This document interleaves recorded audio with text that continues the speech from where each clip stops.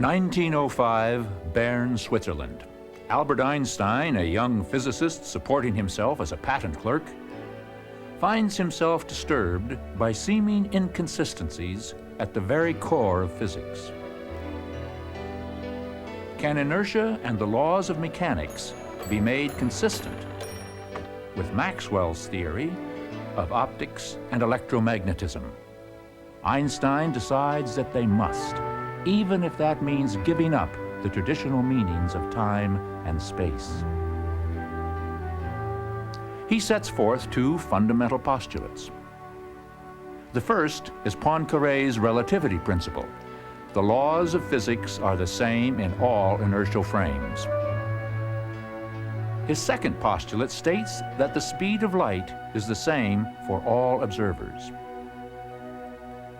Consider two observers in relative motion. In this case, Albert and Henry, just for the sake of argument. At the exact place and time they pass each other, they observe a flash of light. A sphere of light expands outward from that point.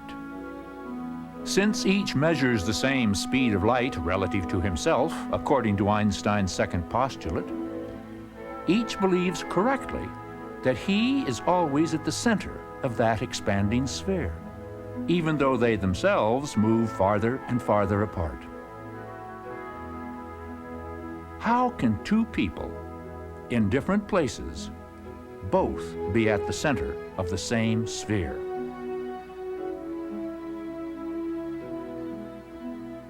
To confirm his perception, each sets up light detectors an equal distance apart.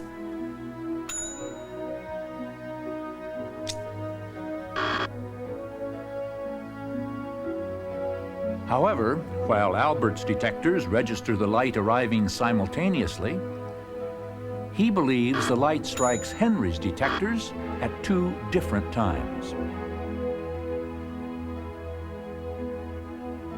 Meanwhile, Henry sees the same thing in reverse.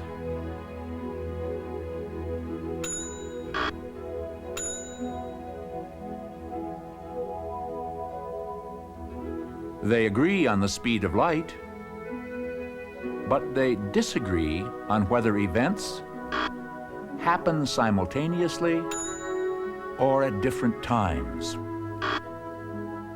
This is not semantics nor a petty debate. It means that time, as well as distance, has to be affected by motion.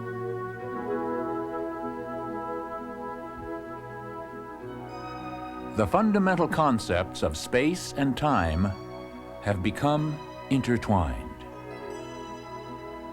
The essence of the idea can be understood by visualizing time as if it were another dimension. Albert, standing still in space, flows through time, so that a vertical line represents a stationary point, x equals 0 in his reference frame, at different times.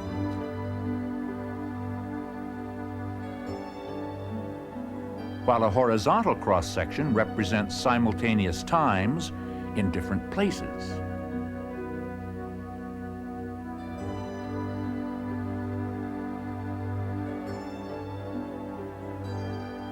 On the other hand, Galileo, who is moving relative to Albert, traces an oblique path.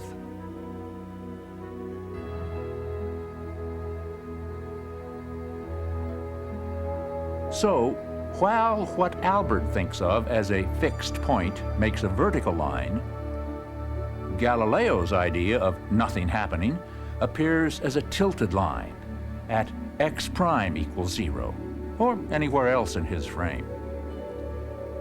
But of course, if Galileo had drawn the picture, his line for standing still would be vertical, and Albert's would be tilted backward. The same idea can be used to show the relativity of time. When Henry and Albert observe the same expanding light sphere, it reaches their detectors at definite points in time and space.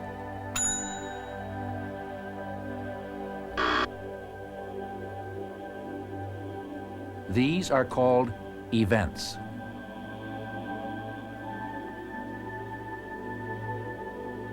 Meanwhile, the light itself traces out a cone.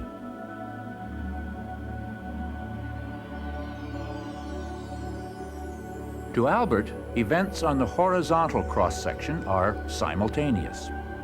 For him, one of Henry's detectors flashes first, then both of his own flash simultaneously, and finally Henry's other detector flashes.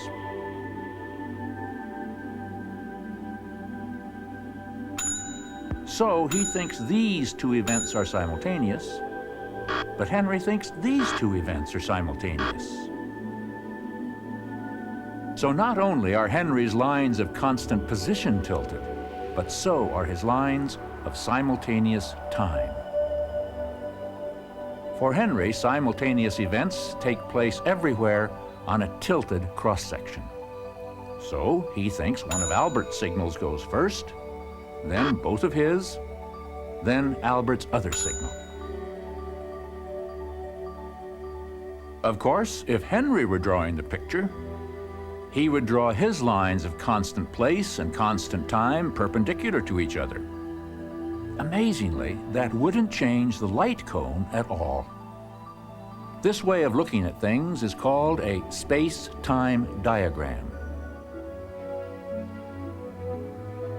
The theory of relativity means that an observer cannot determine whether he is in motion by measuring the speed of light, since that speed is the same for all observers. And that means rulers have to contract and clocks have to slow down when they are in motion.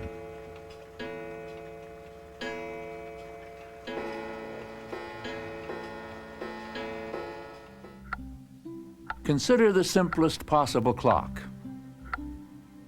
Two mirrors a fixed distance apart, with a light pulse bouncing back and forth between them, shown here as a dot. Each bounce of the pulse is a tick or a tock of the timepiece. To Henry, his clock is stationary and altogether ordinary. But for Albert, that clock is moving, and between tick and tock, he sees the light pulse trace a diagonal path, which means it's traveling a longer distance. But the speed of light is the same for all observers. So, the light must take a longer time to travel the longer distance. Therefore, Albert believes the moving clock runs slow. But how slow?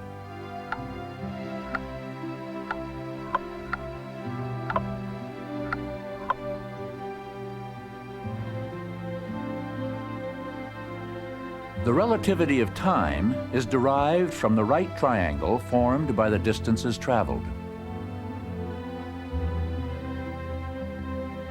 The Pythagorean theorem shows that the path of the moving light is longer than the distance between mirrors by the factor 1 over the square root of 1 minus v squared over c squared. This factor occurs so often in relativity that it is given its own symbol, the Greek letter gamma.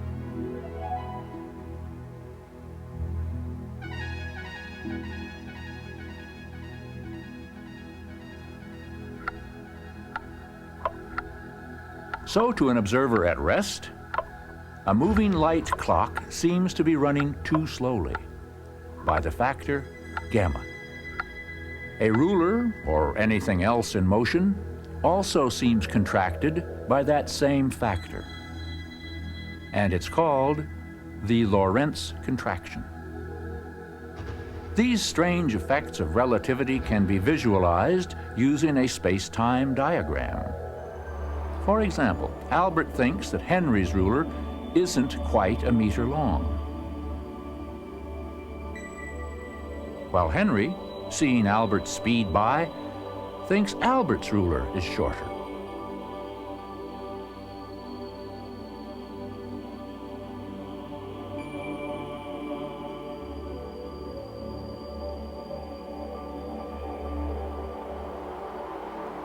On the space-time diagram, Albert measures lengths on his space axis, where Henry's ruler is shorter. But on Henry's axes, the situation is reversed, and Albert's ruler is shorter.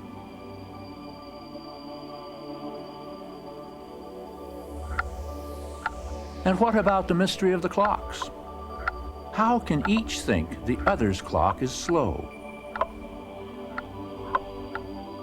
On the space-time diagram, just follow the bouncing light pulses.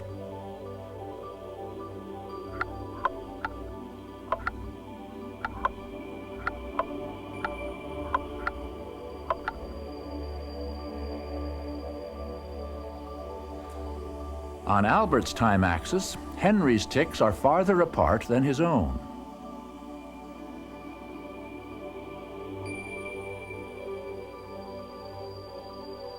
But on Henry's time axis, Albert's ticks are farther apart, no matter how he looks at it. Even when a theory's as beautiful as Einstein's, it needs testing. And there is a test of relativity, and a phenomenon called the decay of cosmic ray muons.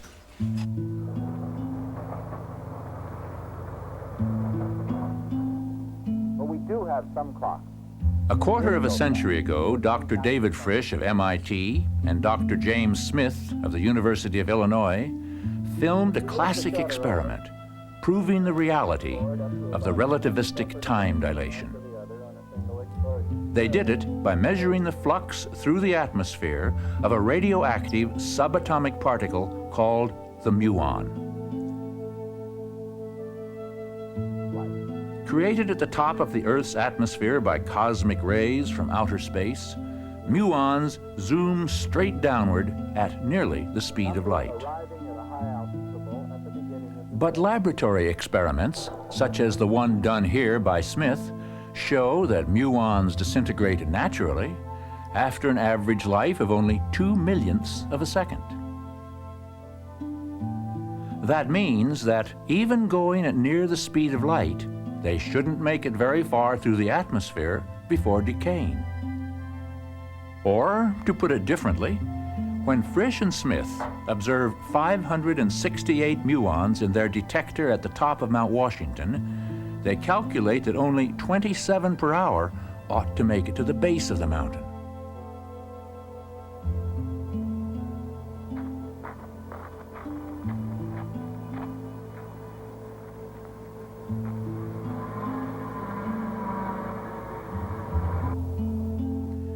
But when they cart their equipment down to sea level, they find almost as many muons as they had at the top, 412 per hour. 412? Oh, Of course, Frisch and Smith really aren't a bit surprised.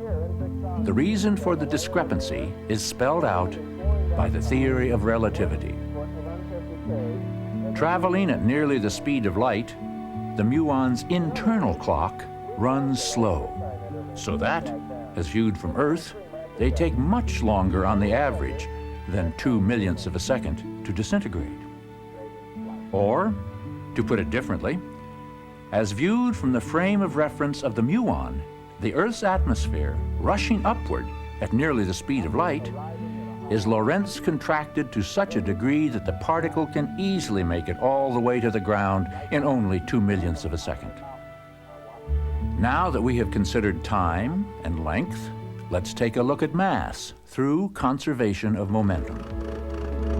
A game called Space Billiards, played in the far future, can illustrate this principle.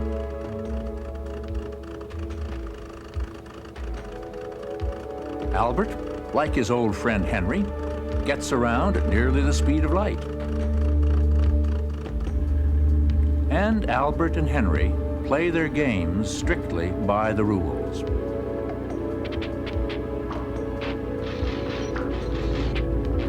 For example, especially in outer space, it's easy to see that nothing is really ever at rest. The difference between moving and standing still depends only on who's doing the looking. But no matter who's looking, Albert and Henry head toward each other at nearly the speed of light.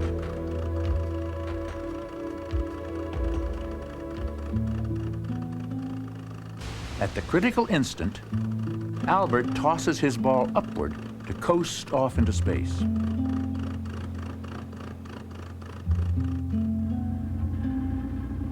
Henry likewise launches his identical ball at exactly the same speed.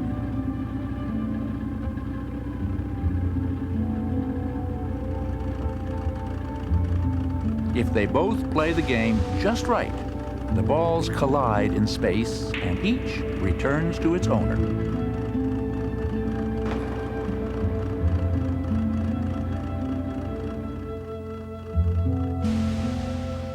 To make that happen, Albert sent his ball up with velocity u sub a.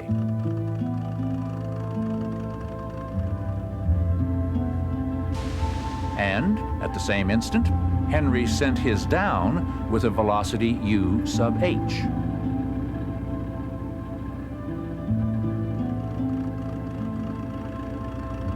With perfect timing, they were on a collision course that sent each one right back where it came from.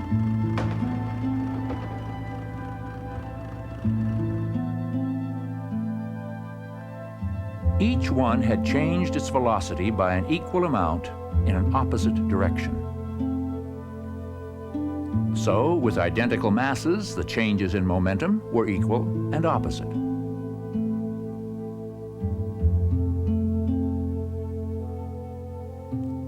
At least, that's how it looked from one point of view.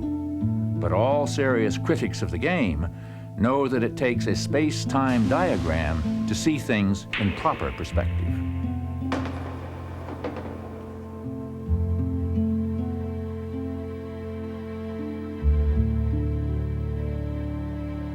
The spectators may have seen these events this way. But from Albert's point of view, it's a whole new ball game, with Henry firing first. Then Albert's ball bounces back to Albert long before Henry's gets to him.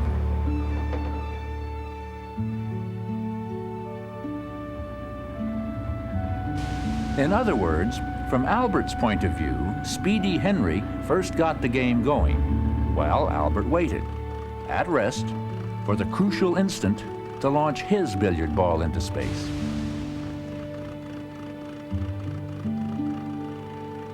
The game takes exquisite timing because, from Albert's point of view, Henry's billiard ball takes longer than his own to get down to the collision and back up to the ship.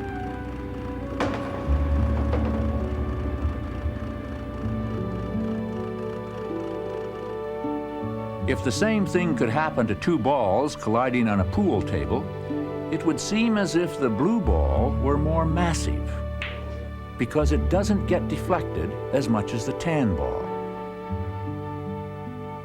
Can that be true? In Albert's frame, Henry's ball was launched at velocity u prime sub h.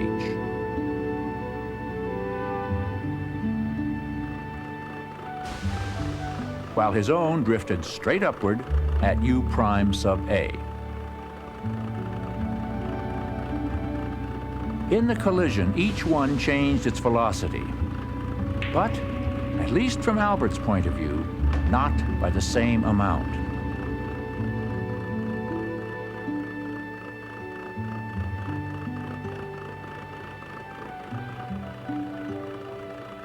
So, in order to have the same change in momentum, Henry's speedy ball acts as if it has a larger mass. The special theory of relativity evolves from two postulates. The first postulate states that the laws of physics must be the same as viewed by all observers moving at constant velocity. The second postulate asserts that the speed of light is the same for all observers. A consequence of these postulates is the relativity of simultaneity. Two events that seem simultaneous to one observer may not be simultaneous when viewed by another. Age-old notions of time must give way to new concepts which reveal that time depends upon motion. Even space itself is contracted. A ruler, or anything else in motion, will be shorter as an observer measures it passing by. Finally, conservation of momentum demands that the mass of a moving object increases with its velocity.